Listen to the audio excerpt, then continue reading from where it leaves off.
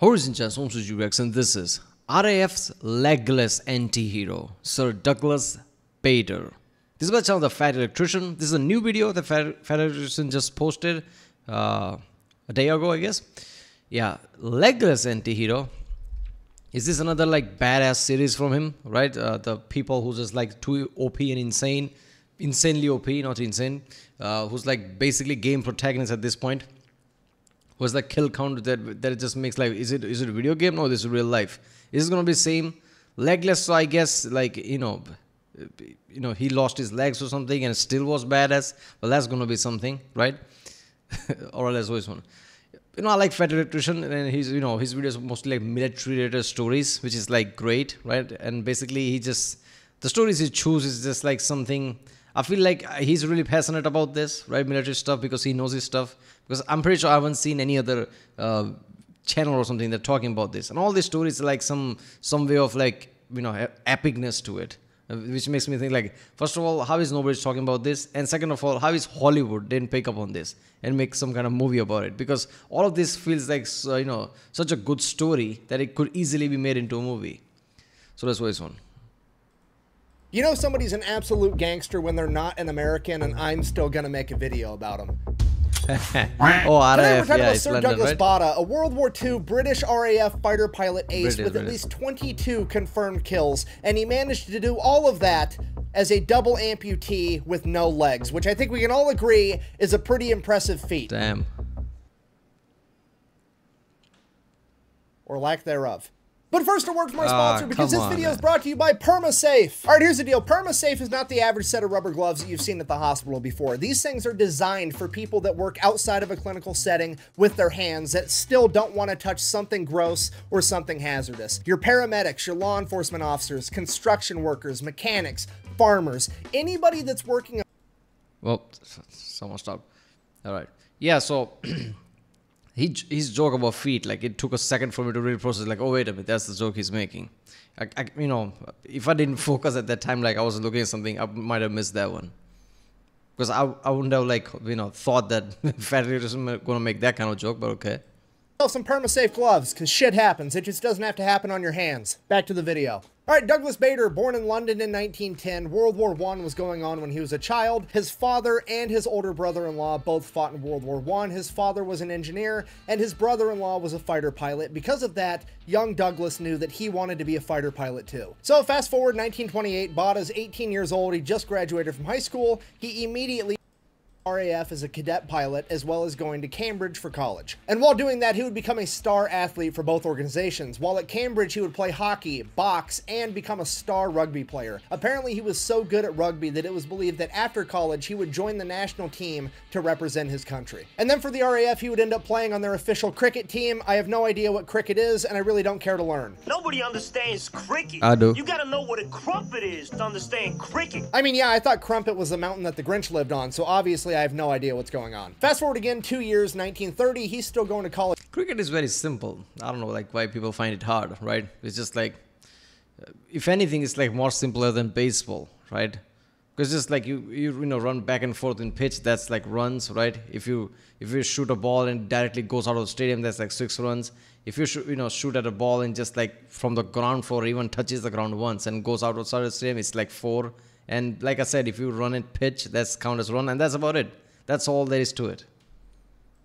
At Cambridge, but he graduates from a cadet to a full-fledged commissioned pilot in the RAF, at which point he becomes known as an absolute daredevil while also being extremely talented. He can pull off every aerial maneuver known to man at this point, including some that are so dangerous that they're banned. And not only does he do those maneuvers, he does them below 2,000 feet, which is also against the rules because it's extremely dangerous. But Bader doesn't care about rules. He doesn't care what you tell him. That's just guidelines. He's going to do what he wants. Because of that, he actually gets selected to represent his squadron at the Hendon Air Show in a flying competition, which he wins. Then later that year in 1931, he is preparing to go defend his title at the Hendon. This daredevil thing of like, fighter pilots, like that's not like, I don't know, like if you like fighter pilot, I guess it's like this kind of a rush that you have that you're gonna do this stupid shit. Somebody saw there was like a news, like I guess it was 10 years ago or something. Basically in Britain, right? This is also Britain. Basically in Britain, somebody Wait a minute, was it Britain? Was in the USA? I think it was in the USA. Somebody who flew a jet and flew solo that he hit a a light pole, I think, right? Whatever it's called, head pole, light pole, whatever that street poles basically. How low you have to fly and that high speed that you hit it, and how the fuck did he survive? Because I'm pretty sure he wasn't slow, like it was like a jet plane, he was fast. So that was insane. Hendon Air Show in early 1932, at which point he tries a dangerous maneuver too close to the ground, and the wing of his Bristol Bulldog catches the ground, crashes the entire plane, crushing his legs. Because of this, both of his legs would have to get amputated, one above the knee and one just below the knee. At this point, you have to remember it's the 1930s. He is told that he's never going to be able to walk again without crutches. And that's what they believed because nobody had ever done it before. But you also have to remember, Bada doesn't care what people tell him. The same attitude that got him into this mess by not listening to the rules is the same attitude that's going to get him out of this mess by not listening to what the experts tell him he's going to be capable of doing. Over the course of his rehabilitation, not only does he regain the ability to walk without crutches or a cane, something he was told was going to be impossible, he also regains the ability to drive his sports car, golf, and dance, all on dual prosthetics. And he managed to do all of that in 4 months, essentially by himself, because all the experts thought it was impossible. 4 months? It wasn't like modern day where there's an 4 months? Okay, that shit is insane. Like, he had that kind of injury in legs where a doctor said, like, you're not going to walk again. And in 4 months, he's doing, like, he says, this kind of recovery.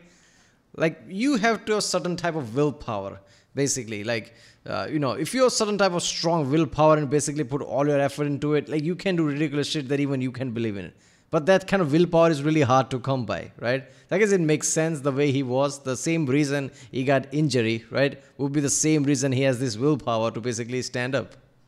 Expert that has a refined process on how to help somebody out in his situation. No, this man blazed the entire path on his own with no background in physical therapy. He just figured it out. So fast forward June 1932, 5 months after losing both of his legs, he shows back up to the RAF like, hey guys, made a full recovery, let's get me up in one of those planes so I can take it for a spin, at which point they tell him, absolutely not, you don't have your legs, we're not going to let you fly. He then argues with the RAF, to which they agree that they're going to let him have a test flight with another pilot, and if he does good, everything should be fine. So that's exactly what they do. He takes a plane up, he does a bunch of maneuvers, he lands the plane, all with the use of his prosthetic legs, no problem whatsoever because he is a phenomenal pilot. He then gets cleared by a medical board saying that he is fit for action.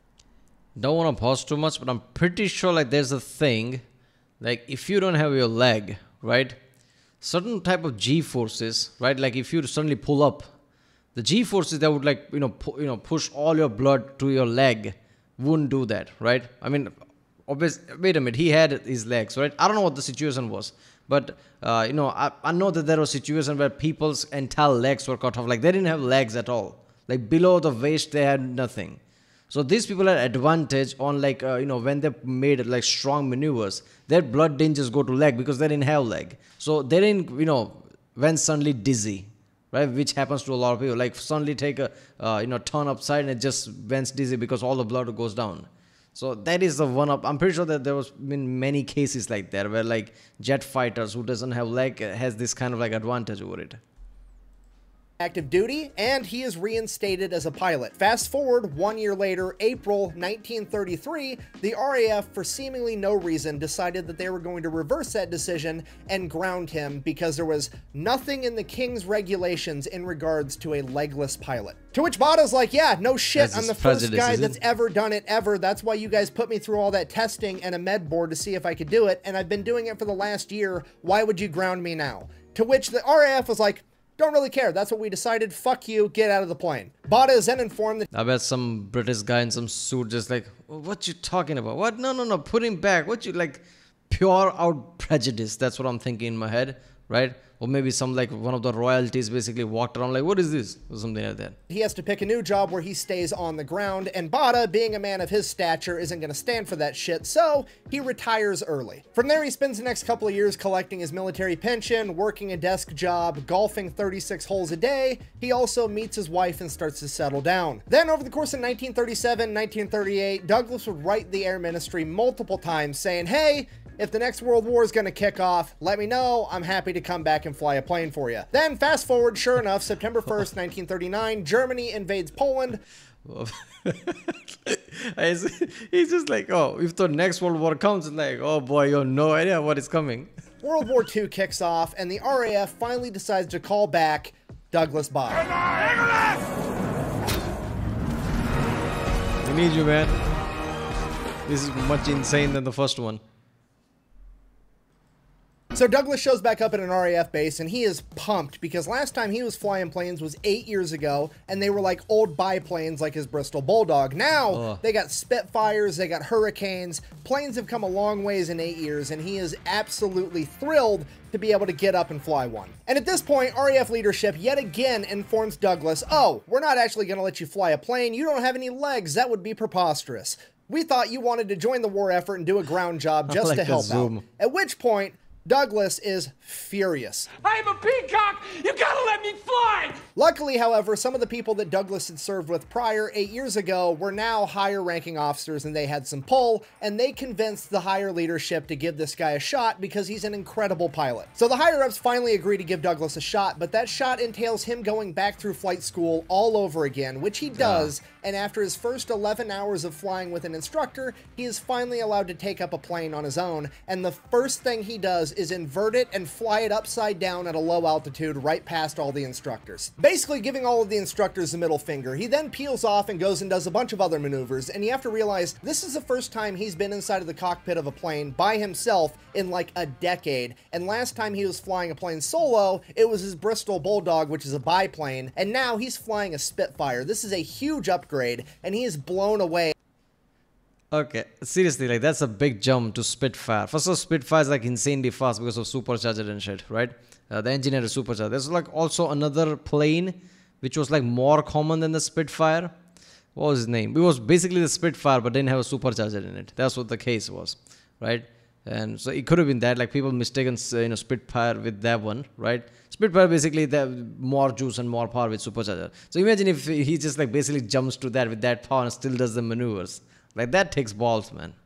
At how incredible this plane handles. He's able to take turns and pull off maneuvers way tighter and way faster than he ever would have dreamed of being able to do inside of a biplane. And initially, he gives all the credit to the new airplane and how advanced aircrafts have become. But then over the course of a little bit more training, he starts to realize not all the other pilots can pull off these turns and maneuvers as tight and as fast as he can inside of the Spitfire. They have the same plane. Is he just that much better than these guys, or what is going on? And then it dawns on him. But you ain't got no legs, Lieutenant Dane. Yes, I know that. He realizes that it's all because of G-force, because when a pilot takes a turn or does a maneuver, they're exposed to G-force, and if they do it too fast or too tight, they're exposed to too much G-force. All the blood in their body rushes down to their legs, and they lose consciousness. Okay, you see where this is going? Doug doesn't have any legs for the blood to rush to. G-force... Wait a minute. I mean, doesn't he have a, like, his legs are like, he's an amputee, like he said, right? So his legs are cut off. Right, because I was confused at the start, like, does he leg doesn't work but still there? No, but he did say like amputee. So, it does make sense, right? That if you don't have leg, the blood is not going to go there up and down. So you're not going to faint. Force is just Viagra to this guy at this point. Dude is literally the real-life version of Star Fox. Yeah, remember the Nintendo video game? You ever notice how Star Fox and everybody in his crew all have metal legs? According to the internet lore, it's because they all had their legs amputated to resist G-force more. In a weird twist of fate, his disability has turned into a physical advantage inside the cockpit of a fighter plane. He quite literally has a leg up on the competition. And because of this, a lot of other fighter pilots and high-ranking officers in the RAF start to not like Bada because they claim that he's arrogant and difficult to work with, because here he is getting told he's never going to walk again. Not only does he walk again, he learns how to golf, he learns how to drive a car, and now here he is out-piloting most of them. What an arrogant prick. Luckily, Doug doesn't really give a shit. He's not here to make friends, he's here to win a war, and that's exactly what he sets about doing. His first combat mission is over the skies of Dunkirk, during Operation Dynamo. If you don't know, this is the operation where they had to evacuate the entire British military from Dunkirk. Yes, this is what the movie Dunkirk is about. If you don't know, basically when Germany took over France using their new blitzkrieg tactic, they took over France so fast that the British army couldn't even get a foothold inside of France to start fighting back. The entire military was caught and surrounded in the city of Dunkirk, and they had to evacuate their entire army, barely making it out with their lives. And Douglas Bader was in the skies over Dunkirk in a Spitfire, running defense for these guys while they got evacuated. Was he in the movie? Like his character was in the movie, that Dunkirk? I'm pretty sure I watched the movie. I don't remember that. If they didn't feature him, that's just fucked up. If somebody was like this badass, why wouldn't you feature him? I hope he was in the movie because I don't remember that exactly. Yeah, Dunkirk was a really fucked up situation, right? A lot of, obviously because of World War I, a lot of French veterans were like, already messed up. And now whatever you had left to the events of Dunkirk, even they were like mostly killed. British basically had to evacuate. And that's like, at that point, you would understand like why would French give up? Because most of the veterans were already like gone. At this point, it's just like casualty number. Like how much you're going to lose before you're going to like surrender.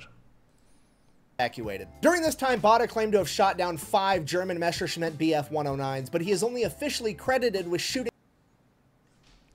What? Stupid Chrome is going insane today. Officially credited with shooting down 1 and potentially damaging several others, because every time Bader says that he shot down an enemy plane, it is extremely scrutinized, because again, a lot of the other fighter pilots in leadership don't like him because they think he's an arrogant prick. So literally every plane that Bader is officially credited with shooting down has been spotted by him, his wingmen, and an independent third party on the ground to verify that he shot that plane down before they would give him credit for it. But that's besides the point. Whether he shot down 1 enemy or 5 ultimately doesn't really matter, because Douglas Bader and the rest of the RAF were able to hold off the German Air Force from bombing the men on the ground long enough for the entire British military to get evacuated so that they could live to fight another day. And because of this, Douglas was promoted to squadron leader and given command of Squadron 242, or at least what was left of it. You see, Squadron 242 was a bunch of Canadian Hurricane pilots that had been stationed in France and had been fighting the Luftwaffe for a while, and they had sustained heavy losses and their morale was cripplingly low. Bader comes in as their new leader. Yeah, people need to understand like how insane Luftwaffe was, right? I can't even say it properly. Yeah, the whole thing, like that's the thing, like the more you analyze World War II, like obviously like Germany was never going to win, but the more you analyze it, the more you feel like how insanely OP they were at certain points. It just feels like way too, it's like their radical views give them this kind of like insane strength because they didn't see anything else, or they didn't care. Or maybe they were, afraid of the chain of command that they just gave all in or something. I don't know. There was basically Luftwaffe, and there are many of their tank divisions and things like that. It just feels OP, right? It's like every time there's a struggle fighting against them. So imagine this doing in France, fighting against them, like it's just like enemy territory.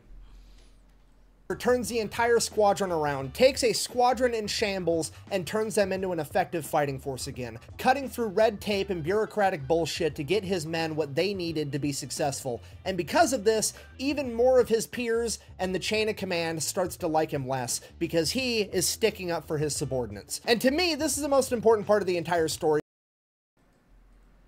because as this story continues to go on, you're going to notice that the more successful this man becomes, the more and more some people tend to not like him and try to trash his reputation. I have watched countless interviews of other people talking about their relationship with Douglas Bader when he was alive, and all of their opinions can be summed up into one of two. Opinion number 1, he is a literal superhero. Opinion number 2, he was an arrogant prick, but even I can't deny he was a good fighter pilot. And oddly enough, all of the people that thought he was an arrogant prick were fighter pilots that were in an adjacent unit, or leaders that were in an... If he was that good, is it arrogance? Like, this is what I don't understand. Like, okay, why do people expect some people to be humble when they're that good? That's just lying at that point. If he's humble, that's, okay, he's humble. No, he's lying, right? If he's that good. Is it arrogance if he is that good? Right? If he flex, I'm this good and that because he is that really arrogance? Right? I don't know. Adjacent unit not his unit, because his chain of command absolutely loved him, and all of the men that served underneath him also absolutely loved him. To give you an idea of how highly his men thought of him, one of the pilots that served underneath him, Sir Alan Smith, later in life said in an interview about the time that Douglas Bader made him second in command for a mission, "It felt like God had told me to come up and keep an eye on heaven for him." Which to me says everything, because I think how you're perceived by your subordinates is a far better metric of your character than how you are seen by the people competing against you for a promotion. I'm pretty sure you're wrong, because I read on the internet one time that somebody's grandpa met him once during World War II, and that guy's grandpa told him that Douglas Bader wasn't very polite. Jesus Christ. Okay, first of all, word of mouth 4 degrees removed is not a reputable source, so I don't really care. Second of all, even if that was true, let's put it into perspective. Your grandpa met the guy while he was in World War II. Okay, so at this point in time, Douglas Bader is literally a legless man in the biggest ass-kicking contest the world has ever seen, and he's winning, okay? The guy's probably got a lot on his plate. It wouldn't surprise me if he was a little stressed out and maybe angry sometimes, okay? Shit happens. Get over it. You know what? I'm sorry. I'm getting... Yeah, we have to destroy this Luftwaffe base here and there, but I'm gonna be nice. You want a photo? Let's take a photo. I'm John Cena. This is press conference. What the fuck you on about? It's World War II. Why would you be nice? Being nice wasn't a criteria back then. You're in basically, military. What you talking about? He's effective. Why does it matter anything else? Sidetracked. It just really, really annoys me when people that have never met somebody go out of their way to shit on their legacy for doing something incredible because it makes them feel better about themselves. Anyways, moving on. All right, fast forward July 1940. Douglas and Squadron 242 are going to partake in the defense of Great Britain during the Battle of Britain, which, if you don't know, is a period in time between July and October of 1940 where the Germans essentially tried to bomb Great Britain every single day. During this time, Squadron 242 is credited with shooting down 62 enemies and only having 4 of their own shot down. Of those 62 enemies that were shot down, 4 of them were shot down by Douglas Bader. This would bring his career total to 5, officially making him an ace fighter pilot. Because of this, news outlets pick up the story and they begin to portray Douglas as the hero of the Battle of Great Britain, essentially using him for pure propaganda, like, hey, check this out, Great Britain has a legless fighter ace, and he is helping to win the war against the Nazis. We literally have a legless man beating you guys in an ass-kicking contest. What's up? So now Douglas is getting all this attention. He's being used for effective propaganda, which is great, but it also serves to drive the divide even further between him and the other fighter pilots that already didn't like him, because now they're jealous that he's getting a bunch of attention for doing just as well as a lot of them did. And if that wasn't bad enough, he's now also on the shit list of the really high-ranking officers in the RAF because he had the audacity to back up his boss and friend, Lee Mallory. Basically, the standard operating procedure for the RAF during the defense of Britain was kind of like aerial guerrilla tactics. As soon as they identified an incoming bombing run, they would scramble a small group of RAF fighters that would go up and utilize hit-and-run tactics to shoot down the bombers. Lee Mallory, on the other hand, thought that they should respond with overwhelming force in a strategy that he referred to as the Big Wing. And this was essentially taking somewhere between 3 and 5 squadrons in one giant formation, like 50 to 70 fighter planes all at once, and running right towards the bombing runs. And Douglas agreed that this was a good strategy, and he was a huge proponent of it. Ultimately, throughout the Battle of Britain, the Big Wing was only used 5 times. Of the 5 times that it was used, that is so good, because Nazis are known for strong arm tactics, basically surprise attack. That was one of the biggest thing, right? If you catch them off guard, that's gonna be biggest psychological factor. That was the whole Nazi thing. So that's why they were in big in number and they instantly attacked, right? That was their whole thing. So when you respond back with this kind of overwhelming force, it's just okay, I don't know what to do anymore. Because every time you hear any Nazi fighting, you always feel like Nazis were in any battle, they're at a big force or overwhelming force, because that was their strategy in the first place. Basically a scare tactic, right? Overpowered psychology tactic, so everybody gets scared. So this is using their own tactics against them. The men that flew in the formation said that it was incredibly effective and they shot down a bunch of enemies. flew in the formation said that it was incredibly effective and they shot down a bunch of enemies. The men that did not fly in the formation said that it wasn't as effective as they're claiming it was and that they're lying. So that aspect is kind of an unknown, but we do know for certain that planes flying in the big wing formation were safer because there's safety in numbers. That makes sense. They were less likely to get shot down. The downside of the big wing was that it took a lot of time to get that many planes up in the air and in formation, so response time was lower. So as far as which plane was better, aerial guerrilla warfare or the big wing, I'm not really sure, but one thing is for certain, using both of them multiple times had a beneficial effect, because the first time the big wing was used, all the German pilots were being told that Great Britain only had 10, 15, 20 aircrafts left, and they go out on this bombing run, and here comes 70 Spitfires and Hurricanes and just fucks up their whole day. It had a devastating effect on enemy morale. And on top of that, now they don't know what the British tactics are. They have to both anticipate being attacked with overwhelming numbers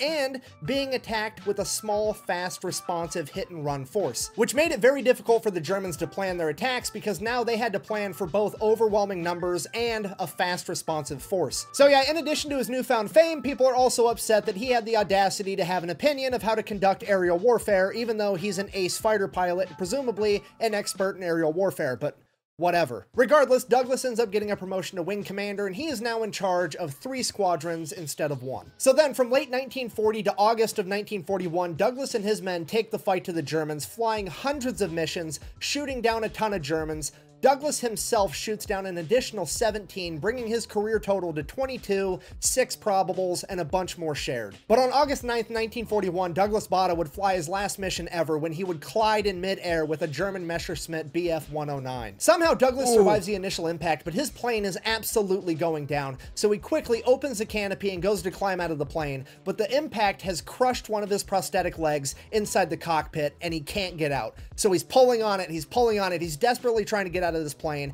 and time is running out. He only has a few seconds left, and he says, fuck it, it's worth a shot, and he opens his parachute while still inside the plane. His parachute catches wind and rips him out of his prosthetic and out of the cockpit. He then attempts to evade German capture, hopping around on a single prosthetic leg. He is eventually captured and becomes a prisoner of war. Okay, now to be fair, technically we don't know for sure that it was a mid-air collision that he was involved in because his plane was never recovered, and like I said, everything Douglas reports back is extremely scrutinized because leadership doesn't like him. And they came to the conclusion that Douglas made up the mid-air collision story because he didn't want to have to admit that he was shot down and bested by a German pilot. And their reasoning for that is that the German documentation captured after the war didn't show that there was any mid-air collision around this time period. Here's a caveat to that. The documentation also didn't show that they shot down Douglas either. So now the leading theory is that he was actually a victim of friendly fire somehow. Which, you know what, to be fair, as much as I want to have Bada's back on this one, if you take a step back and really look at it, it does make perfect sense, because what person in their right mind would take the word of their own guy who was fucking there and lived through it over the word of the German military in the 1940s? I mean, the Germans back then were just batting 100. They never fucking lied about anything ever. They definitely didn't build an entire military in secrecy, violating the Treaty of Versailles so they could try to take over the fucking planet. And they definitely didn't have a crazy military dictator dosed up on amphetamines and testosterone who people were literally scared to give him bad news. There's no way that they would lie on this documentation. All right, so back to Douglas. He's hanging out. What the fuck is that? He was high. He was on meth at this time. What the fuck, man? The more you know, I guess. I don't know. Seriously, man. Like, they're just like, oh, we're going to give you Volkswagen Beetle. It's the car for the people. Give me money. And there you go. Build tank. Screw the Volkswagen Beetle. We're going to make tank. Yeah, that's true, right? I mean, only thing I can think of is just like, you know, this kind of whole British mentality of like, you know, anybody who's like, they're like, okay, he's getting like too high, just like basically hating on him because of that, right? Not caring about merit or rewarding merit basically because he's that good. No, it's just like, oh, this is like, I don't know, the whole like, I see the tweets and all the Victoria British type of thing. That's what I imagine in my head. Like, why would you fucking not believe your star guy? Basically someone who just like everybody like basically look at it like, you know, this is the hero of, you know, all the battles and shit. Like, this was the name that people cling on to. If anything, like if this was something like USA or something, they would have just like, you know, amped him up, right? told him to do more interviews and shit rather than doing all this shit. Out of this POW camp with one prosthetic leg, word finally gets spread around throughout Britain and throughout the German ranks that they finally caught the famous legless fighter ace that the British had. And upon hearing that, one of Germany's most famous fighter pilot aces, Adolf Galland, who had apparently been running missions against Bada for a while now, wanted to go meet him in person. And for whatever reason, he's actually nice to Bada, so nice that he actually writes the British government and is like, hey, we got your guy, he's missing one of his legs. Would you guys mind airdropping another prosthetic for him so he could walk around? To which Britain is like, absolutely, sure, why not? Great Britain launches Operation Leg, where they are given free passage through German airspace to airdrop an extra prosthetic leg for Bada. And then after dropping the leg, they kept going and bombed the local power plant. Okay, look, if you're not cheating, you're not trying. You don't like it, don't try to take over the entire world. I don't know what else to tell you. So now that Bada's got both his legs, he decides it is going to be his personal mission to be the biggest pain in the ass humanly possible. He is going to constantly try to escape the POW. Imagine like, oh, look, there's the planes coming. They're dropping prosthetic. Oh, there you go. And then just goes and boom, bombing. Like, God damn it. Camp, and he is going to fuck with the guards every chance he gets, or as he calls it, goon baiting. One of his first attempts at escape, he's on like the 3rd story of a hospital, so he takes all the bed sheets he can find, ties them together in a rope, just like you see in the movies, ties it to the radiator in the room, throws the rope out the window, but the rope isn't long enough, and he's looking around, he's like, shit, what else can I use?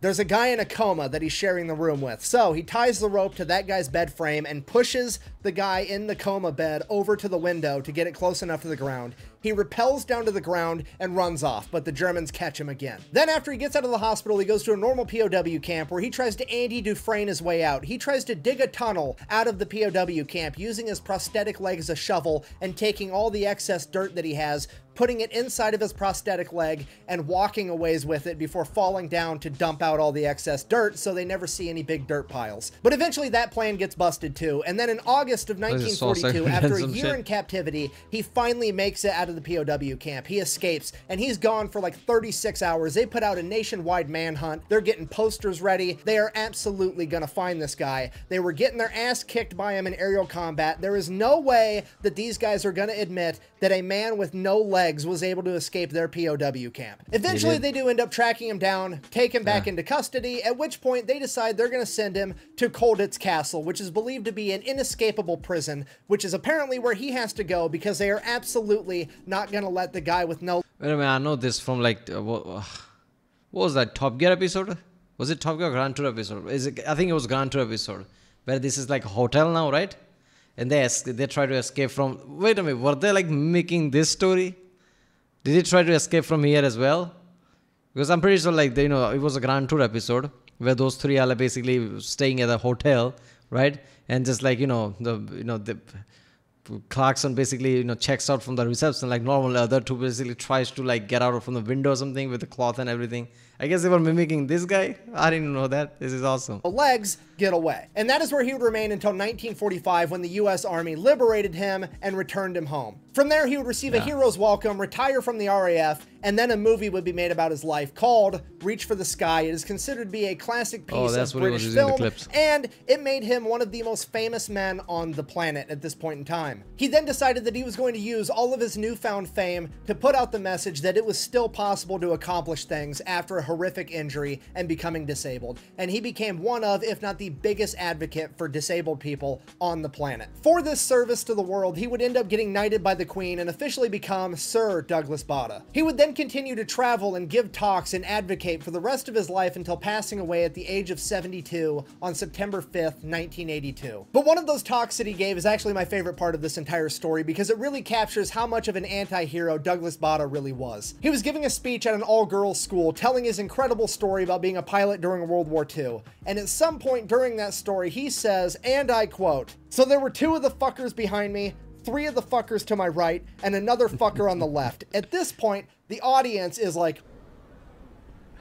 And the headmistress of the school has all the color drained from her face and she goes ghost white and she's like, ladies, a fucking is a German aircraft. At which point, Sir Douglas Bader replies, and I quote, "That may be, madame, but these fuckers were Messerschmitts." Thank you for watching. Best way to support the channel is go check out thefatelectrician.com. That's some badass shit. The dude lost his leg, went through crazy shit. He don't care at this point. He's just like, come on, man, you all can loosen up a bit. I love this shit. The last bit was insane. Patreon. Thanks for watching. Quack Massive bang. splits. Out. The lengths haters will go to just to hate will never, ever cease to amaze me. God, I see that all the time about many things, right?